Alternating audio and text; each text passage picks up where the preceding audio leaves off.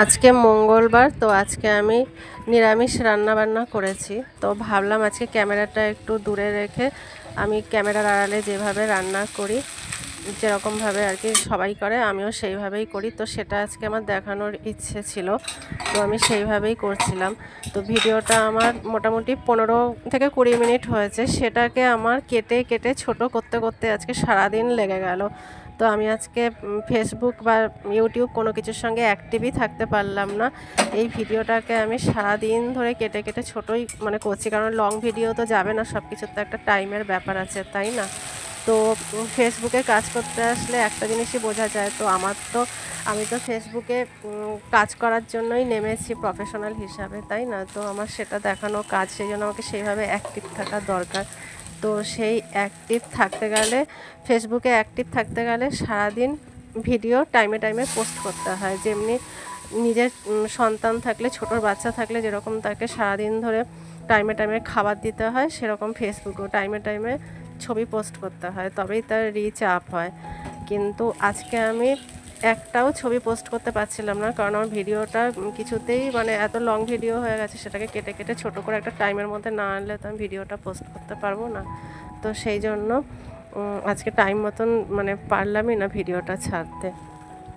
হয়তো অনেকে ভাবতে পারেন যে এই রান্না দেখানোর জন্য সারাদিন এত ব্যস্ত, কিন্তু আমি যেটা ভাবি যে আমি যেরকম রেগুলার, আমি যেরকম রান্না বান্না করি, যেদিন আমি যেইভাবে চলি, সেটাই দেখানো আমার কাজ। আমি সোশ্যাল মিডিয়াতে কাজ করছি, আমাকে সব সময় ভালো ভালো কিছু দেখাতে হবে, অনেক কিছু বাজার করে এনে সব কিছু ভালো ভালো রান্না করে খেতে হবে, রান্না করতে হবে, দেখাতে হবে, সেটা আমার কাজ না। আমি রেগুলার যেরকম যা খাই, যেরকম যা করি, সেটাই দেখানো আমার কাজ।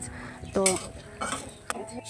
তো আজকে ভাবলাম একটু ভয়েস ওভার দিই, কারণ সপ্তাহে ভিডিওতে একবার কি দুবার ভয়েস ওভারটা দেওয়ার দরকার। তো সেই জন্যই ভয়েস ওভারটা দিলাম, নইলে তো আমি বেশিরভাগ গান মিউজিক দিয়েই ভিডিও দিই। তো এই ভয়েস ওভারটা দিতে আমি 1000বার ঢোক গিলতে গিলতে দিয়েছি। যদি কিছু ভুল ত্রুটি হয়ে থাকে প্লিজ ক্ষমা করে দেবেন। কেননা ভয়েস ওভার দিয়ে কথা বলতে প্রথম প্রথম তো খুব কষ্ট হয়, 1000বার আটকে যায়। তো আমি খুব অল্প কদিন হলো আমি ফেসবুকে কাজ করছি। তো এই কদিনে আমি মোটামুটি অনেকের কাছে অনেক পরিচিত হয়ে গেছি। তার মধ্যে ফেসবুকে আমার কিছু দিদিভাই আমার সঙ্গে খুব ভালো সম্পর্ক হয়েছে। তার মধ্যে যেমন একজন দিদিভাইয়ের নাম আজকে বলছি, পিঙ্কি ঘোষ। তো আমি দেখেছি সেই দিদিভাইও প্রফেশনালি কাজকর্ম করছে। তো আমি সেই দিদিভাইয়ের নামটা আজকে আমার ভিডিওতে নিয়ে বলতে চাই যে ওই দিদিভাইয়ের পেজটাও আপনারা প্লিজ ফলো করে দেবেন, খুব সুন্দর সুন্দর ভিডিও ছাড়ে।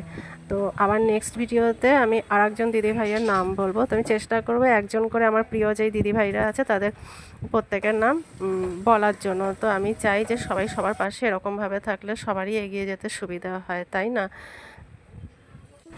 আমাকে পার্সোনালি অনেকেই ফোন করে বলে যে আমি ভিডিওতে আমার গানগুলো যে অ্যাড করি সেগুলো সমেত রান্না দেখতে খুব ভালো লাগে। তো আমি ভয়েস ওভারটা আজকে দিলাম। তো আমার ভয়েস ওভার দিয়ে ভিডিওটা দেখতে কার কার ভালো লেগেছে প্লিজ কমেন্ট করবেন। যদি খারাপ লাগে তাও জানাবেন, চেষ্টা করব ভালো করার।